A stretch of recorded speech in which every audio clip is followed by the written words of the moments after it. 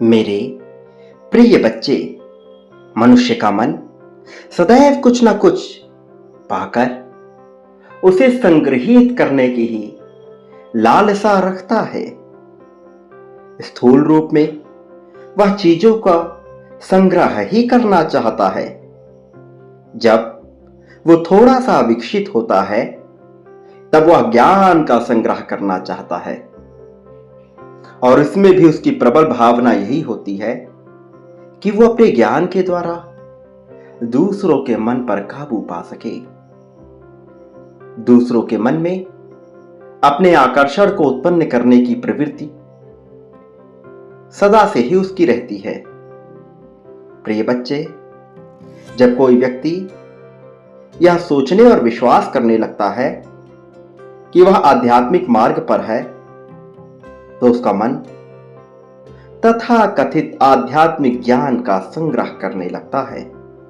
वह गुरु के शब्दों का चयन करता है।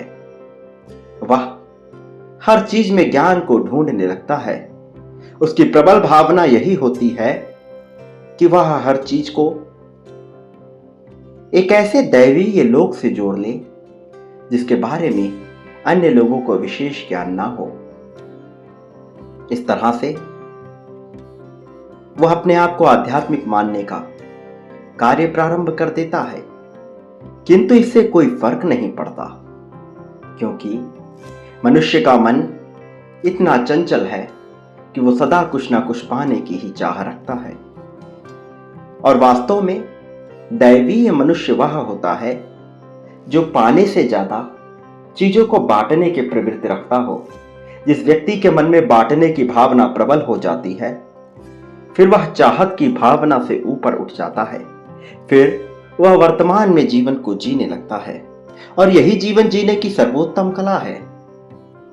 इस संसार में हिंसा भरी पड़ी है, लेकिन भ्रष्टाचार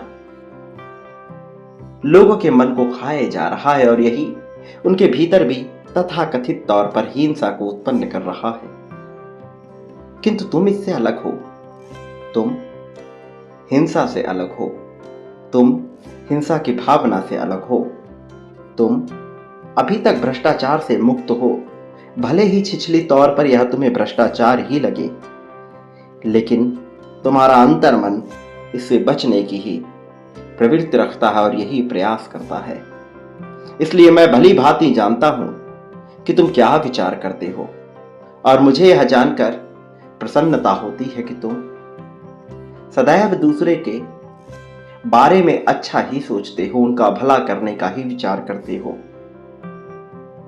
विडंबना यह है कि परिस्थितियां ऐसी बन जाती हैं कि तुम्हें थक हार कर दूसरों का बुरा सोचना पड़ जाता है, जबकि तुम ऐसा चाहते नहीं हो, किंतु तुम्हारे मन में ऐसी प्रवृत्ति जन्म लेती है इस संसार में जो दुख तुम भोगते हो उसकी वजह से। मेरे प्रिय बच्चे, जल की भांति बह लेने की भावना तुम्हारे मन में सदा से रही है, किंतु तुम ऐसा कर नहीं सकते, तुम ऐसा कर नहीं पाते, कारण तुम मजबूर हो जाते हो अपनी परिस्थितियों के तले। लेकिन तुम यह भूल जाते हो कि यह सब परीक्षा की घड़ियां हैं, इनका अंत निश्चित है, किंतु तुम इसमें क्या चयन करते हो यह महत्वपूर्ण है। यदि किसी व्यक्ति को दौड़ने का शौक हो और उसके पास बागान ना हो, कोई पार्क ना हो, फिर भी वह दौड़ने की चाह रखता हो, तो प्रकृति उसे ऐसी जगह भेज ही देती है जहां उसे ऐसा वातावरण मिल जाए। किंतु जब मनुष्य के पास बागान हो, पार्क हो, ऐसी जगह उपलब्ध हो जहां वह दौड़ सकता हो, किंतु उसकी चाहत ही दौड़ने की ना हो, फिर भला वह अच्छे स्वास्थ्य की कामना, अच्छे समुचित जीवन की कामना कैसे कर सकता है? क्योंकि एक ही तत्व कई तत्वों को निर्धारित करता है। मनुष्य इस बात को समझता नहीं है, किंतु यही उसके जीवन को तय करती है। वह किसी कार्य को कैसे संपादित करता है, उसे कैसे संचालित करता है, कैसे उस कार्य को संपन्न करता है, इससे उसका संपूर्ण जीवन निर्धारित हो जाता है। भले ही उसे इसका ज्ञान ना हो, किंतु ऐसा होता ही है। मेरे प्रिय बच्चे, जो मैं कह रहा हूं इसकी मूल भावना में उतर कर इसे समझने का प्रयास करना। जब तक तुम इसकी मूल भावना में नहीं उतरोगे, तुम यह जान ही नहीं पाओगे कि मैं कौन सी रहस्यमयी बात तुमसे कर रहा हूं। मैं जानता हूं तुम प्रेम को जानने की चाह रखते हो, प्रेम से जीवन को चलाने की चाह रखते हो, लेकिन इस संसार में एकमात्र प्रेम की ही भावना तो उपलब्ध नहीं है ना। जब इस संसार में विभिन्न भावनाएं उपलब्ध हैं तो वह घटित होंगी। प्रेम, राग, द्वेष, अनुराग, विद्रोह, विरोध, नफरत, ईर्ष्या, जलन, यह सब रहेगा ही, किंतु कहां कितनी मात्रा में इसका प्रयोग करना है यह महत्वपूर्ण है। भय चला जाए यह हो नहीं सकता, किंतु भय का प्रयोग किस प्रकार से कहां करना है यह महत्वपूर्ण है। जो मनुष्य सदैव भयभीत रहता है उसे स्वर्ग भी प्रदान कर दिया जाए तो वह कभी सुखी नहीं रह सकता। जो मनुष्य भविष्य की कामना में ही डूबा रहता है, अतीत का पश्चाताप ही करता रहता है, वह भला बेहतर जीवन की कामना कैसे कर सकता है। ये विडंबना है कि मनुष्य दुखी होते हुए भी सुख की कामना करता है, सुख का प्रयास ना करते हुए भी सुख की कामना करता है। क्या यह संभव है? क्या बबूल का पेड़ लगा के आम का फल प्राप्त किया जा सकता है? यदि नहीं तो नियमों से चलने वाला यह संसार भला दुख की भावना से ग्रसित मनुष्य को सुख कैसे प्रदान कर देगा। मेरे प्रिय बच्चे, यदि तुम सुख की भावना से ओतप्रोत होना चाहते हो तो सुख की भावना को अपने जीवन में उतारने का प्रयास करो। सुखी मनुष्य ही सुख को पाने की चाह रख सकता है। सुख को आकर्षण करने के लिए, उसे आकर्षित करने के लिए सुख की भावना में अपने आप को भिगो लेना होगा। वर्तमान में जीने का प्रयत्न करो। यही वो क्षण है, यही वह सच्चाई है जिसका तुम्हें सामना करना है। इसके अलावा इस संसार में सब कुछ व्यर्थ का है, सब कुछ बेमाना है। तुम मानो या ना मानो, इससे सच्चाई में कोई फर्क नहीं पड़ेगा। मेरे प्रिय बच्चे, इस संसार में जो मनुष्य संग्रह करने का ही प्रयास करता रहता है वह अंत में कुछ भी संग्रहित नहीं कर पाता। प्रिय बच्चे, जो मनुष्य केवल इकट्ठा करने की ही भावना रखेगा वह कैसे कुछ भी अपने पास रख पाएगा, जबकि इस संसार में सब कुछ चलायमान है।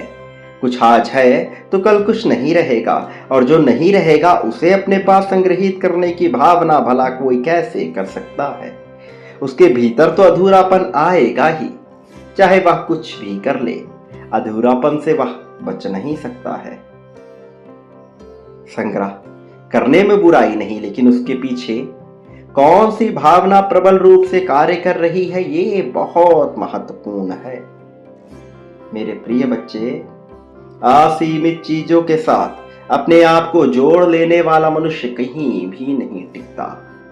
जिन चीजों की तुम्हें आवश्यकता नहीं उन्हें भला अपने पास बचाकर क्यों रखे हुए हो।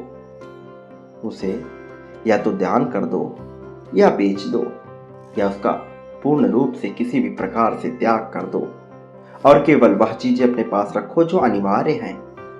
जब तुम अनिवार्यता के नियम को समझोगे तो तुम जीवन में बहुत सी बातों को समझ पाओगे। वास्तव में पर्याप्त चेतन की भावना को प्राप्त कर लेने के लिए मनुष्य का निडर होना आवश्यक है, और निडर होने के लिए सर्वप्रथम उसे अपने आप को बहुत सारी आसक्तियों से विभक्त करना होगा, क्योंकि यह आसक्तियां उसके भीतर के त्याग की भावना को मारती हैं, और ऐसा हो जाने से वह कमजोर पड़ जाता है। और जो मनुष्य कमजोर पड़ता है फिर उसे कोई भी ऊपर नहीं उठा सकता। मेरे प्रिय बच्चे, तुम्हारी जीत नजदीक है, लेकिन तुम उन रहस्यों को समझने का जब तक प्रयास नहीं करोगे जो मैं तुम्हें बता रहा हूं, तब तक तुम अपनी जीत से वंचित ही रह जाओगे। और मैं नहीं चाहता कि तुम अपने जीत से किसी भी प्रकार से वंचित रहो, अपने मन से किसी भी प्रकार से दूर रहो। यह मन तुम्हारे ऊपर हावी हो रहा है। मैं नहीं चाहता कि यह मन तुम पर हावी होकर तुम्हें ही दबाने का प्रयास कर ले, क्योंकि ऐसा करने से तुम्हारा जीवन बेहतर होने के बजाय एक ऐसे मार्ग पर चल पड़ेगा जिसे तुम बिल्कुल पसंद नहीं करोगे। अभी तुमने आध्यात्मिक मार्ग का चुनाव किया है, पिछले काफी समय से तुम इस मार्ग पर चल रहे हो, और जब तुमने एक बेहतर मार्ग का चुनाव कर ही लिया है तो भला इससे क्यों बचना। मेरे प्रिय, अपने मन के पात्र को साफ करो और इसमें वह चीजें संग्रहित करने का विचार करो जो सदा सदा रहेंगी, ना कि वह भौतिक चीजें जिनका अपना कोई अस्तित्व नहीं है। ये भौतिक चीजें मैं बहुत मात्रा में तुम्हें प्रदान करूंगा, लेकिन तुम्हें कभी भी इसको अपने अधीन, अपना गुलाम या इसके प्रति अपने आप को इसका स्वामी नहीं मानना है। अन्यथा यही तुम्हारा स्वामी बन जाएगा और तुम इसी के तले इसके ही दास हो जाओगे, और तुम जान भी ना पाओगे कि तुमसे कब यह भूल घटित हो गई। मेरे प्रिय बच्चे, मनुष्य के जीवन के बहुत पहलू हैं, किंतु उसके लिए सबसे महत्वपूर्ण यही है कि वो अपने अंतर मन में उतरकर वह ढूंढे जिसके लिए उसका जन्म हुआ है। वह ईश्वर की तलाश करता है, बाहरी बातों में, किताबों में, गुरुओं की वाणी में, तो संदेशों के माध्यम से। ऐसा नहीं है कि इससे उसे लाभ नहीं होगा, निश्चित तौर पर इससे उसे लाभ होगा और ऐसा उसे करना भी चाहिए, किंतु इसका अंतिम लक्ष्य क्या है, इसका अंतिम स्रोत क्या है, वह अंततः कहां जाकर रुकेगा। क्या कोई सीमा है जहां पर वह ठहर सकता है? क्या कुछ ऐसा है जिसके आगे वह शांत हो सकता है? निश्चित तौर पर यह उसका अपना ही मन है जहां पर उसे सीमित हो जाना चाहिए। यह उसका अपना ही मन है जहां वह सब कुछ चयनित कर सकता है। प्रिय बच्चे, तुम क्या चयनित करना चाहते हो इसका विचार तुम्हें करना होगा। तुम क्या पा लेना चाहते हो इसका विचार तुम्हें करना होगा। खो लेने की भावना, पा लेने की भावना से मुक्त होकर तुम्हें वर्तमान में अपने जीवन को जीते हुए अपने वाणी, अपने विचार, अपने मन पर नियंत्रण करना होगा। ऐसा करके ही तुम दीर्घ काल तक चेतन की अवस्था में आ सकते हो, और जब तुम चेतन की अवस्था में आओगे तब तुम प्रसन्नता को महसूस करोगे, एक ऐसा आनंद जिसकी तुमने कल्पना भी नहीं की होगी। सुकून और शांति से भरा हुआ आनंद का यह पल सबको नसीब नहीं होता, किंतु यह तुम्हारे जीवन में है, यह तुम्हारे नसीब में है, यह तुम्हें मिलना ही चाहिए, ऐसी मेरी कामना है, और यह निश्चित तौर पर तुम्हें मिलकर रहेगी, क्योंकि इसके लिए मैं भी प्रयासरत हूं, क्योंकि इसके लिए संपूर्ण ब्रह्मांड प्रयासरत है। यह नियति, प्रकृति यही चाहती है कि तुम्हें यह मिल जाए। वह दिन कब आएगा? निश्चित तौर पर वह दिन बहुत करीब है, किंतु ये तुम्हारी भावना है कि तुम कहां ठहरना चाहते हो। तुम बहुत करीब हो, वास्तव में बेहद ही करीब हो, लेकिन महत्वपूर्ण यह है कि क्या तुम अपने आप को करीब मानते हो? क्या तुम यह मानते हो कि तुम इसे पूरी तरह से पाने के योग्य हो? क्या तुम उस तरह के आवृत्ति में, उस तरह के दृष्टिकोण को रखते हुए जीवन जी रहे हो जहां तुम सब कुछ प्राप्त कर सकते हो? महत्वपूर्ण यह नहीं कि वो तुम्हें मिलेगा या नहीं, महत्वपूर्ण ये है कि तुम्हें क्या लगता है कि तुम उसे पा सकते हो अथवा नहीं। यदि तुम उसे पाने के लिए अपने आप को पूर्णतः योग्य मानते हो तो ब्रह्मांड को विवश हो जाना पड़ेगा। यह ब्रह्मांड तुम्हारी आकांक्षाओं के आगे झुक जाएगा। वास्तव में जो तुम्हारे पिंड में है, अर्थात तुम्हारे मस्तिष्क में है, वही इस ब्रह्मांड में फलीभूत होता है। इसलिए तुम्हारा यह समझना महत्वपूर्ण है कि ये तुम्हारे लिए जितना आवश्यक है, क्या तुम भी इसके लिए स्वयं को अपना उतना ही आवश्यक मानते हो? यदि हाँ, तो निश्चित तौर पर यह तुम्हें प्राप्त होगा। यदि हाँ, तो निश्चित तौर पर तुम्हें इससे अलग नहीं किया जा सकता। प्रिय बच्चे, तुम पर मनुष्य जगत पर कृपा करने का आशीर्वाद बरस रहा है। तुम मानवता को एक नई दिशा देने की क्षमता रखते हो। स्वयं को तुमने सदा से ही कमजोर माना है और यह तुम्हारी बहुत बड़ी भूल है। इतनी बड़ी कि तुम सोच भी नहीं सकते कि यह पाप है। प्रिय बच्चे, जब मैंने तुम्हें बना ही दिया, तुम्हारा निर्माण कर ही दिया, तुम्हें मनुष्य का जीवन दे ही दिया, तुम्हें यह मनुष्य जीवन का यंत्र प्रदान कर ही दिया, तो भला तुम अपने आप को इस नाटक से अलग कैसे मान सकते हो? संसार में घटित होने वाला यह नाटक, तुम इसके एक पात्र हो और तुम्हें जोरदार अभिनय करना है, किंतु तुम विरोध कर रहे हो। इसका समर्थन करने के बजाय निरंतर इससे बच रहे हो और तुम्हारी यह विरोध की भावना जितनी प्रबल होती है, तुम उतना ज्यादा अपने आप को इस संसार से दूर कर रहे हो। मैं नहीं चाहता कि तुम इससे अपने आप को दूर करो, अलग मानो, विभक्त करो, किंतु तुम निरंतर यह प्रयास कर रहे हो, एक रिक्त स्थान जमा कर रहे हो, जबकि तुम्हें तो वह स्थान भरना है। तुम्हारा जन्म, तुम्हारा उद्देश्य किसी ऐसे ही रिक्त स्थान को भरने के लिए है जिसे तुम नहीं ढूंढ पा रहे। किंतु गहराई मित्रों, कहीं यह सब छूट ना जाए। इससे पहले कि यह सब छूट जाए, तुम्हें इसका लाभ लेना है और तुम इससे वंचित ना रहोगे। मेरा आशीर्वाद तुम पर बरसता रहेगा। प्रिय बच्चे, तुम इससे बिल्कुल भी ये छूते नहीं रहोगे। मैं सदैव तुम्हारे लिए रहूंगा, तुम पर आशीर्वाद बरसाता रहूंगा, तुम्हें जीत दिलाता रहूंगा। यह जीत बेहद महत्वपूर्ण है, इसे स्वीकार करो। इसी क्षण अपनी जीत की पुष्टि करो।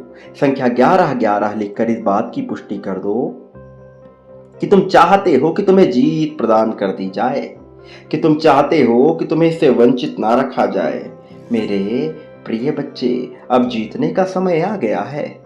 मैं जीत रहा हूँ, मैं जीत के लिए बना हूँ। इस भावना को लिखकर इस संख्या 1111 को अवश्य लिखो। यह पुष्ट करेगा तुम्हारी जीत को, यह पुष्टि करेगा कि तुम वास्तव में इस जीत को अपनाने के लिए इच्छुक हो, प्रयासरत हो। प्रिय बच्चे, तुम्हें इससे बचना नहीं है, तुम्हें इसे अपनाना है, इसे स्वीकार करना है, इसी में समाहित हो जाना है।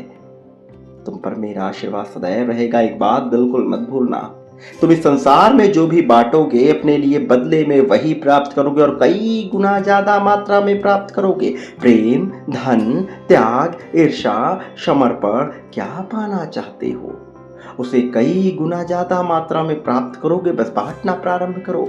शुरुआत मुझसे करो। मेरे प्रति जो बांटोगे वहीं से तो सब कुछ बटेगा। प्रिय बच्चे, तुम इससे अलग नहीं हो। इससे अलग होने की भावना रखना भी मत। मेरे आने वाले संदेशों की प्रतीक्षा करना। मेरा आशीर्वाद सदैव तुम्हारे साथ है। मैं हर पल में तुम्हारे साथ हूँ। मैं तुम्हें कभी अलग नहीं करूँगा। तुम जब बिल्कुल टूटे हुए भी रहोगे, मैं तब भी तुम्हारे साथ रहता हूँ, यह मत भूलना। और मैं तुम्हें टूटने नहीं दूंगा। जो हो गया उसे भूल जाओ, पर आने वाला जीवन तुम्हारा ही है, तुम्हारी तरक्की का है, तुम्हारी जीत का है। और इस जीत को पूरी तरह से अपना लो। इस जीत में पूरी तरह से अपने आप को सम्मिलित कर लो। चाहे अब तक तुमने जो भी देखा हो वह एक परीक्षा का हिस्सा था, इस बात को स्वीकार करके आगे बढ़ो। जब तक तुम इसे स्वीकार नहीं करोगे, विडंबना होती ही रहेगी। मैं नहीं चाहता तुम्हारे जीवन में किसी भी तरह का विरोधाभास, किसी भी तरह की विडंबना, किसी भी तरह का डर, भय, संदेह हो। अपना समर्पण दिखाओ, पूरी तरह से अपने आप को समर्पित कर दो। जब तुम मेरे प्रति अपने आप को पूरी तरह से समर्पित कर दोगे, एक दिशा में अपने आप को झोंक दोगे, तो यह मेरा भी कर्तव्य हो जाएगा कि मैं तुम्हें सही दिशा में लेकर जाऊं और तुम जिस पथ से भ्रमित हो चुके हो उसी पथ पे तुम्हें विजय दिलाऊं। मेरे प्रिय बच्चे, तुम्हें विजय दिलाना मेरा कर्तव्य है और मैं इससे तुम्हें दूर नहीं करूंगा। मेरे प्रिय बच्चे, विभिन्न संकेतों के माध्यम से मैं तुम्हें आशीर्वाद देता रहता हूँ। विभिन्न संकेतों के माध्यम से मैं तुम तक अपनी बात पहुँचाने का प्रयास करता रहता हूँ। तुम इससे बिल्कुल नहीं बचना। मेरा आशीर्वाद हर हाल में तुम्हारे साथ है। सदा सुखी रहो, तुम्हारा कल्याण होगा।